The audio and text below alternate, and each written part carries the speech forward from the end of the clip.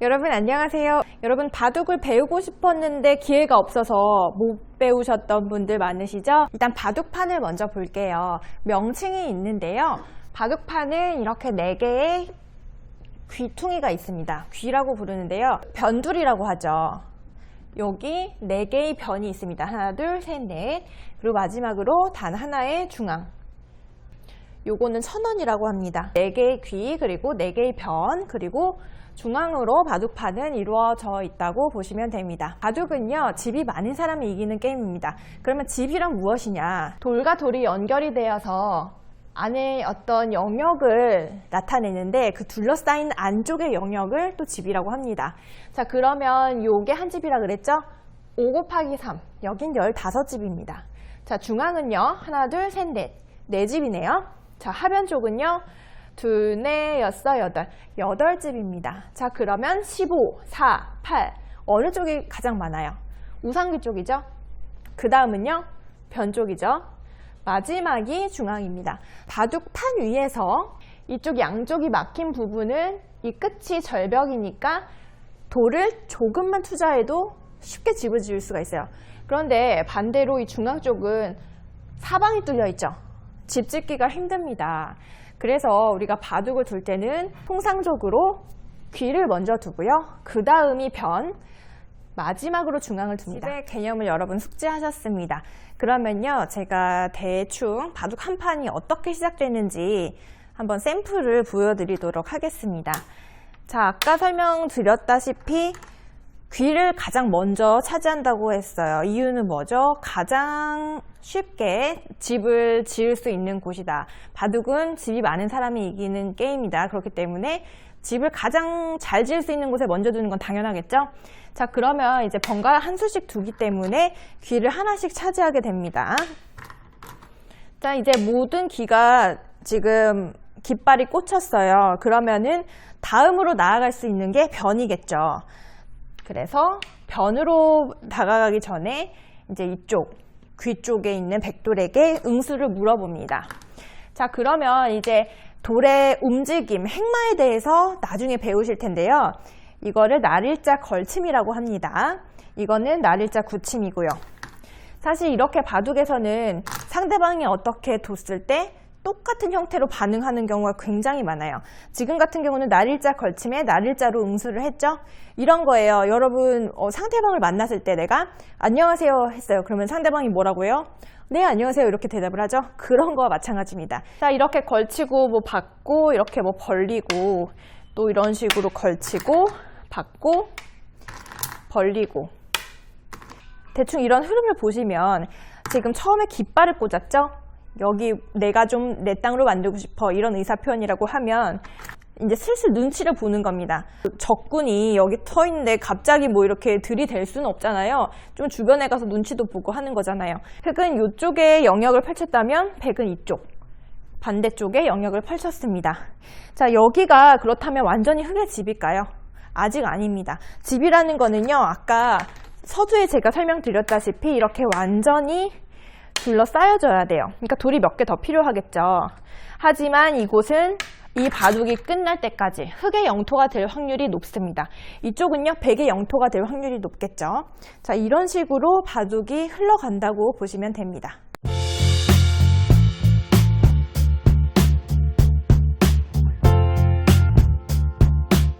모든 돌에는 활로라는 게 있는데요. 한마디로 숨구멍이라고 생각하시면 돼요. 이렇게 한 점이 있다고 치면 하나, 둘, 셋, 넷. 요게 숨구멍입니다. 자, 그러면요. 예를 들어서 백돌이 이렇게 둘러싸여져 있다. 그러면 요 돌은 어떻게 될까요? 백이 한 수만 더 두면 이렇게 돌을 드러내게 됩니다. 이 돌을 드러내기 일보 직전에 이 상태를 단수라고 하는데 이 용어는 이제 바둑을 처음 배우기 시작할 때 가장 먼저 배우는 바둑의 개념이라고 할 수 있어요. 그러면 거꾸로 흑이 둘 차례예요. 그러면 어딜 두면 될까요? 이 돌을 살리려면 여기를 두면 되겠죠. 우상 귀 쪽의 형태를 볼게요. 지금 이 백돌이 지금 숨구멍이 딱 하나 남았습니다. 그래서 백이 만약에 이걸 살리려고 이쪽을 뒀어요. 그러면 흑은 또 이 돌을 잡으려면 이쪽으로 단수를 몰 수가 있겠죠. 백은 살아야 되니까 나갑니다. 계속 몰아요. 자, 그러면 어떻게 됩니까? 지금 이 경우는 이쪽으로 단수를 몰았을 때 마지막 활로는 여기지만 끝이 다 막혀있기 때문에 이렇게 해서 결국 잡히게 됩니다. 이 개념은요, 계단 모양과 같다고 해서 축이라고 하는데요. 나중에 한 번 더 배우겠습니다. 자, 마지막으로 좌하 기쪽의 형태를 보도록 하겠습니다. 자, 지금 석점이 굉장히 흙 주위에 둘러싸여서 위험한데요. 숨구멍이 몇 개 남았어요? 2개 남았습니다. 그러면 한번 살아보려고 이렇게 한번 탈출을 해볼게요. 막혔습니다. 단수죠. 지금 흙에 한 번만 더 놓으면은 이 돌이 드러내져요. 그래서 이쪽으로 한번 나가볼까 했는데 어머나 이렇게 다 막혀서 이렇게 돌이 잡히게 됩니다. 그러니까 애초에 시작할 때 지금 이 석점 이 형태는 잡혀있는 형태죠. 이렇게 그물을 치듯이 상대방 돌을 잡는 형태를 장문이라고 하는데요. 이 개념도 나중에 한번 더 배우시겠습니다. 자, 여러분 돌의 활로 단수라는 개념에 대해서 배워봤는데요. 이번에는 바둑판 위의 마술사라고도 불리는 패라는 개념에 대해서 숙지를 해보겠습니다. 지금 백이 한 점을 따낸 형태인데요. 흙도 지금 이 한 점을 드러낼 수 있는 형태입니다. 자, 백도 따내고 흙도 따내고 하면은 어떻게 될까요? 무한 반복이 되면서 바둑이 끝나지가 않겠죠. 그래서 룰이 있습니다. 어떤 룰이냐? 흙이 방금 이 한 점을 드러냈죠. 그러면 백은 곧바로 이곳을 따내지를 못하고 반드시 다른 곳에 다녀와야 됩니다.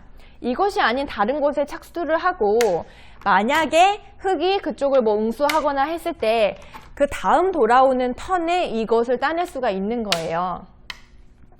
그런데 왜 상대방과 내가 이 패에 그렇게 목숨을 거느냐? 바로 이 패의 가치가 어마어마할 경우가 굉장히 많기 때문이에요.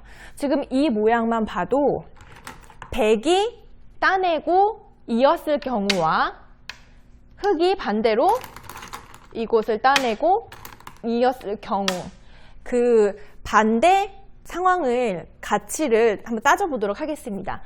흙이 이었을 때는요, 흙이 굉장히 단단하게 이어져 있고 튼튼하죠. 반면에 백은 이 석점이 바로 위험한 상태인데요. 이렇게 끊었을 때 이게 단수가 되고 또 이 한 점을 살려볼게요.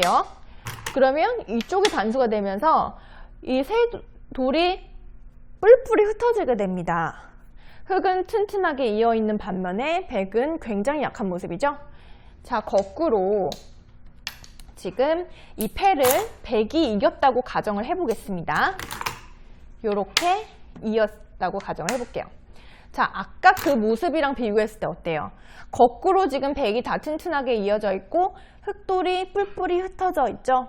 자, 그렇기 때문에 서로 이 패를 이기기 위해서 그 아까 다른 곳에 다녀오는 거, 이거를 팻감이라고 하는데요.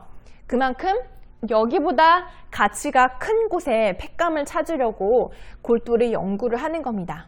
자, 이번에는 착수금지라는 개념에 대해서 알아보도록 하겠습니다. 자, 이쪽을 보시면요. 이곳에 흙이 둘 수 있을까요? 없을까요? 네, 두면 반칙패입니다. 여기는 착수금지 구역이에요. 이쪽은요. 이쪽은 여기를 두었을 때 활로가 없는 상태였는데 지금 이쪽 안쪽은 어떨까요? 백이 여기를 두어도 하나의 숨구멍이 남아있죠. 여기는 둘 수 있을까요? 없을까요? 있습니다. 자, 이게 착수금지의 기본 개념이고요.